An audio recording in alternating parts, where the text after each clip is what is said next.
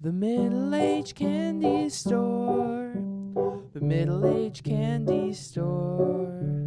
Have a good time, try lemon and lime at the middle-aged candy store. The candy is sweet, it's true, though it may seem bitter to you. Wave back at the years, the trials and the tears, the cigarettes and beers, the faces you love, the things you're sorry for. Come in for a spell, there's caramel at the middle-aged candy store.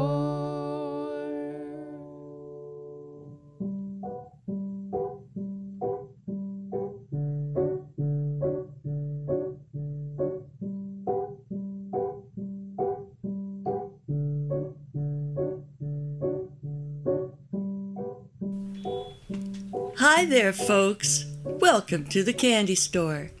Well, the alley behind the candy store, where we dump the garbage. And there's a lot of trash to take out tonight, ladies and gentlefolk. After Leverage Leonard tricked me into giving him control over the store, he's insisting on a rebrand. And now I've got to get rid of all these shelves and display cases and...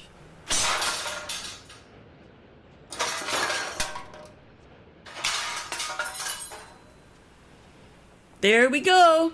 There's the last of the licorice dispensers. Man, it's sad to see them go. But what can I do? Ahoy there! Scrap metal woman! What are you doing here? Karen, me favourite storekeeper. I's be on about me usual business, on the hunt for scrap metal and the like. And me as well. Always with me nose to the grindstone, hunting for the priceless metal scrap. Oh, hello there. I don't think we've been introduced. Hers be me sister. Nay, ye's be me sister. She plies the scrap metal trade the next town over. She be paying me a visit to learn from me scrappin' ways. Don't ye listen to me sister. I's be paying her a visit to teach her me own scrapping ways. Don't ye get to put on airs, I's be twice the scrapper ye are. And I's be 5 times the scrapper ye are. How's about the time I scrapped 300 weight of zinc? Right before your eyes. Ladies, please. I'm sure there's enough zinc to go around. Anyway, it's a good thing you came. I have lots of metal to put out on the curb. Aha, I knew there'd be metal in these waters. I could feel it in me bones. I could hear it in me ear bones. Well, I could smell it in me nose bones. Calm down, you two. You're hurting me brain bones. Here. Listen to this while I drag the rest of the candy shelves out to the curb.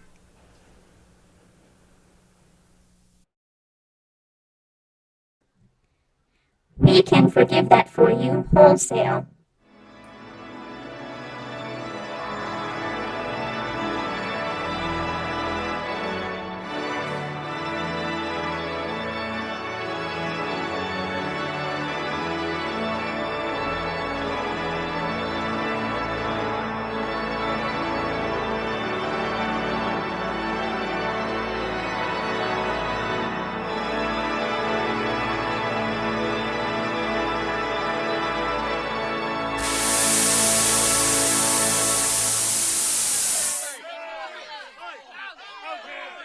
Come and see yourselves down, Monsignore. This is supposed to be a Vatican enclave, not a brawl in a pizza parlor, huh?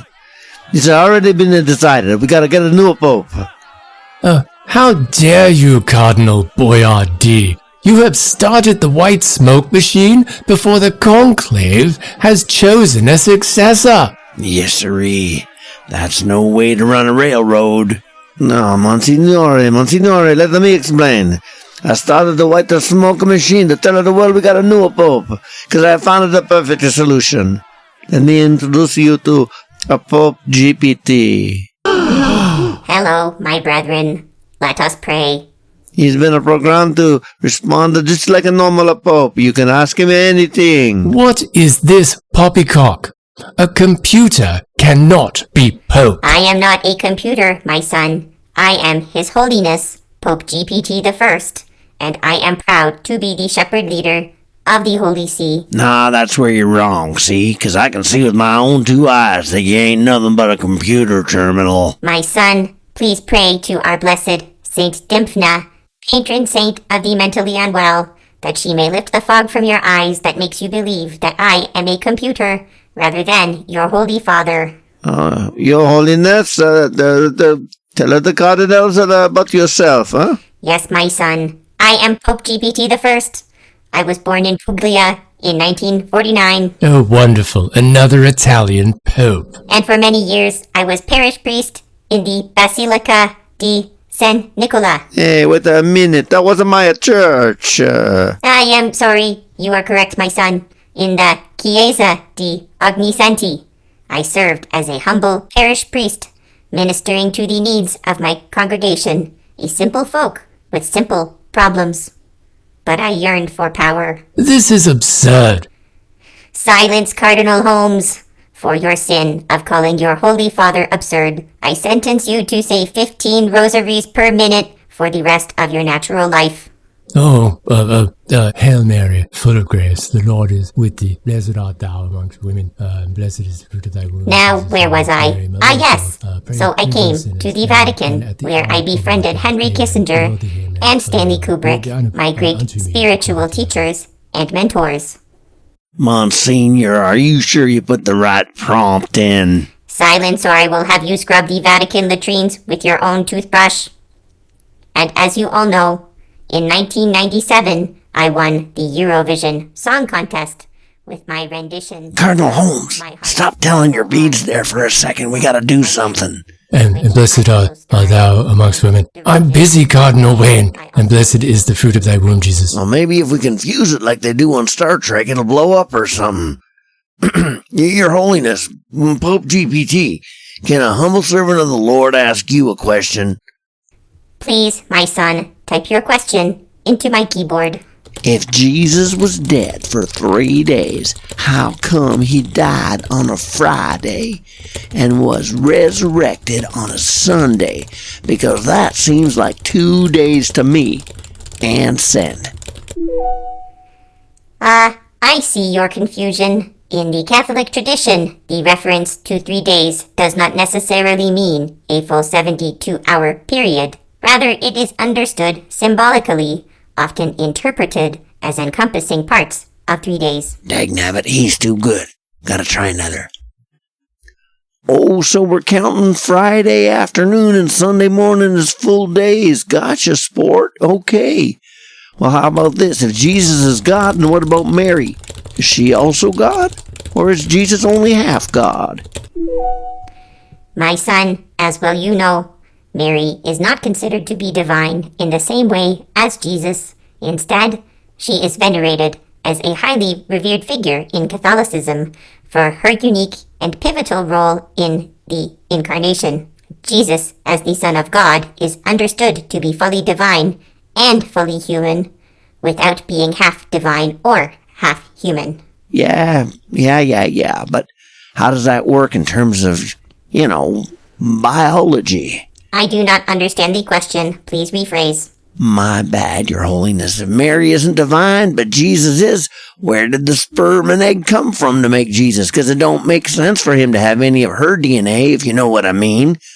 Because if he did, Jesus would only be half God, right? Like my pa's Irish and my ma's German, so I'm half Irish and half German, but not all of either, see? So Jesus ain't got none of Mary's DNA, then where did he come from? Error. Ha ha ha. What do you say to that, Cardinal Boyardee? Dagnabbit, you stupid smoke machine, take that! Silence, you foul heathen. There still might be the bugs that'll work out, huh? You will all be burnt at the stake. The new Inquisition will begin on Friday at 2:35 p.m. All the world will be subject to me, the one true Pope. Let the burning times commence. Holmes, you can stop your rosary. Cardinal Boyardee's unplugged the computer. Hail Mary, Mother of God, the Lord is with thee. Oh, thank Christ. I think I need to sit down now. Never mind the gentlemen. Let me go turn on the black smoker machine and we discuss the candidates, huh? Only the people, huh? No more robot.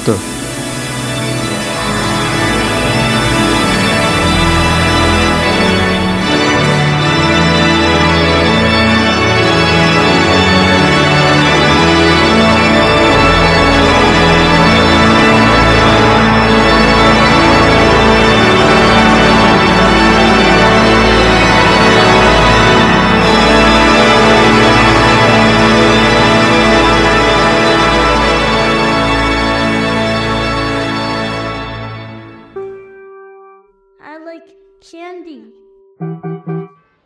Well, Karen, we've no cause to look your gift horsey in the teeth, but why are ye putting all these shelves to the curb? Yar, they look fine and dandy to me. Thanks for asking, scrap metal women. There's nothing wrong with the shelves. It's a business decision. Your means to tell me that ye drops these well-made shelves, hardly used, onto the curb for reasons of business? Sis, your friend be's out of her mind. Yar, sis, I's be afraid it must be so. I'm not out of my mind. I have a new shareholder, and he's very insistent that we only move the most profitable product. So it's goodbye caramels and candy canes. Hello, sesame snaps. Sesame snaps. I likes be a good sesame snap. Yar, but only sesame snaps? Yes, only sesame snaps. Sesame snaps have the biggest profit margin, so everything else has to go. No room in the store for the licorice dispensers, or the cotton candy jars, or the candy button rolls. There. I know. It's a dumb idea, and the store will go bankrupt before I even get the new Sesame Snap display case installed. I should never have trusted Leveraged Leonard or the mythical internet. Yar, sis, does ye know what I's be thinking? Yar, sis, happen as I do. I's be thinking we should have a little talk with this levitating Leonard. Leveraged Leonard. He's very particular. Yar, I concur. Let's us have a little palaver with Littering Leonard and see what he has to say then. He's in your shop, ain't he, Karen? Right, sis, off we go.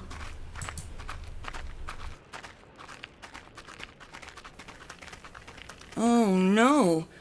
What are they going to do?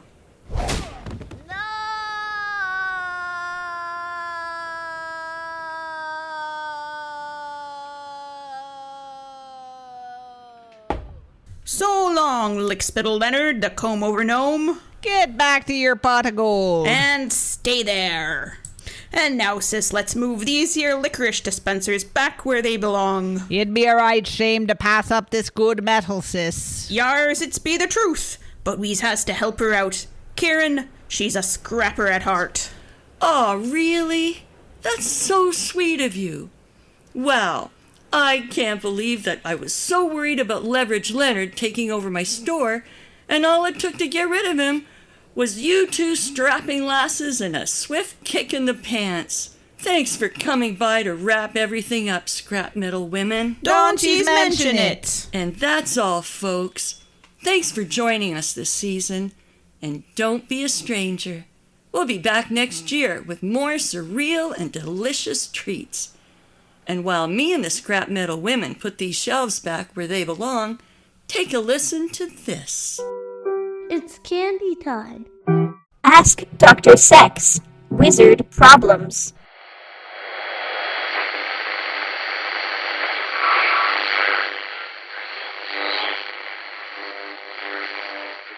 Hello, upright and honorable radio fans. My name is Kingston Thursday. Call me King.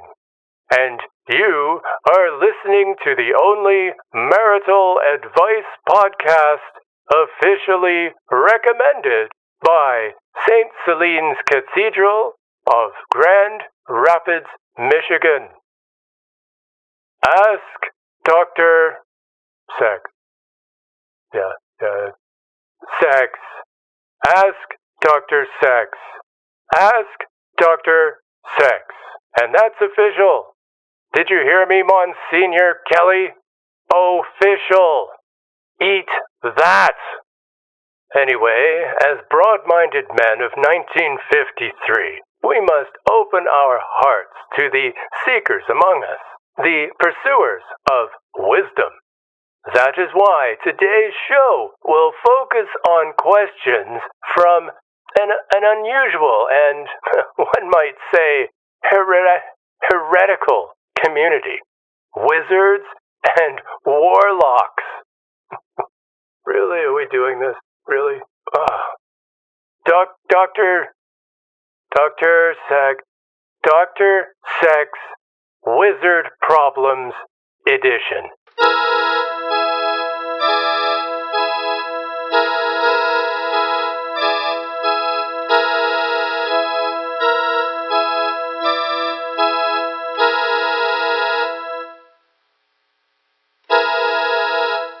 Yes, I know that they should be burnt at the stake, and in good time, I'm sure they will be.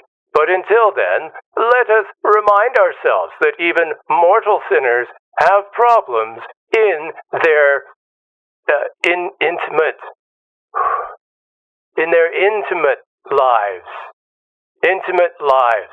And it is our right, nay, our duty as good Christian men to help them.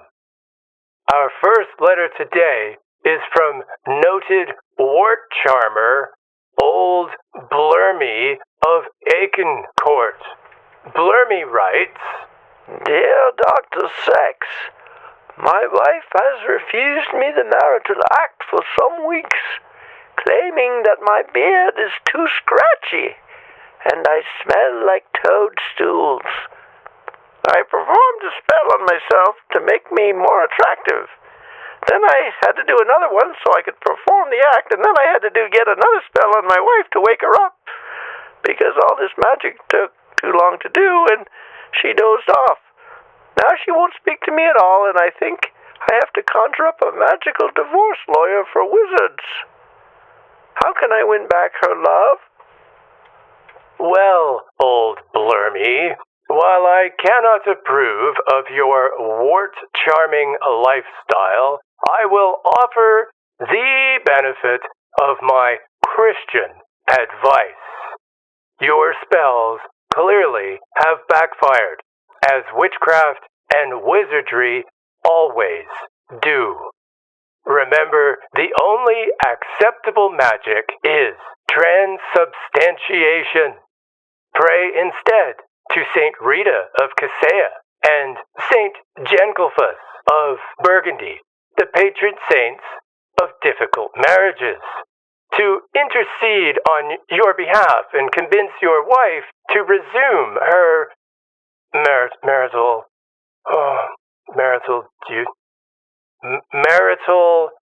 duties the way God intended, very quickly, in the dark, and only for procreation.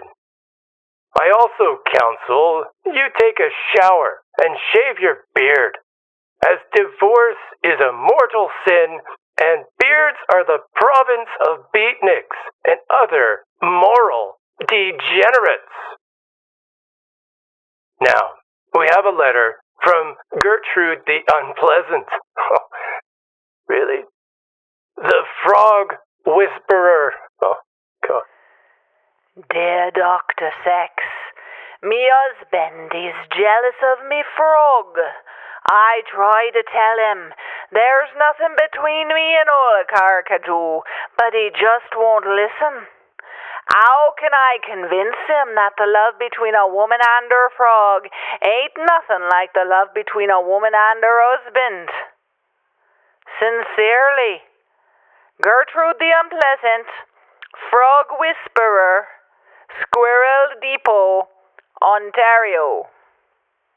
Dear Gertrude, I hope you and old Carcajou are doing well. It is indeed true that a woman's love for her familiar is a special and beautiful thing, and your husband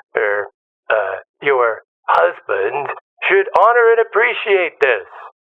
Dedicate a rosary to St. Francis of Assisi, patron saint of animals, asking him to open your husband's heart to your frog, and put old Carcajou in your husband's slipper for a few hours every day.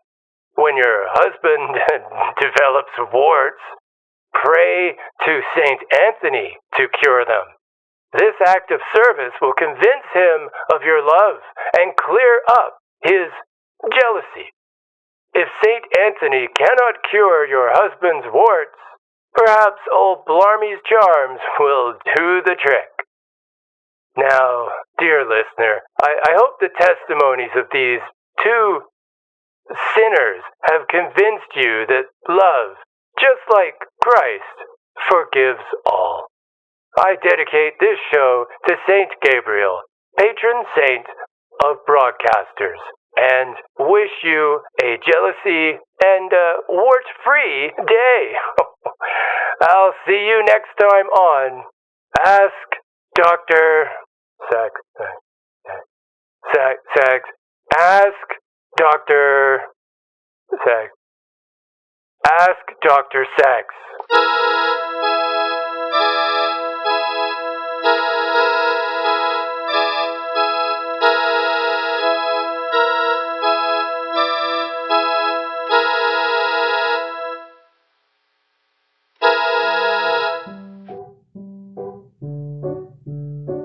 Thank you for listening to the Middle-Aged Candy Store, produced by The Gathering.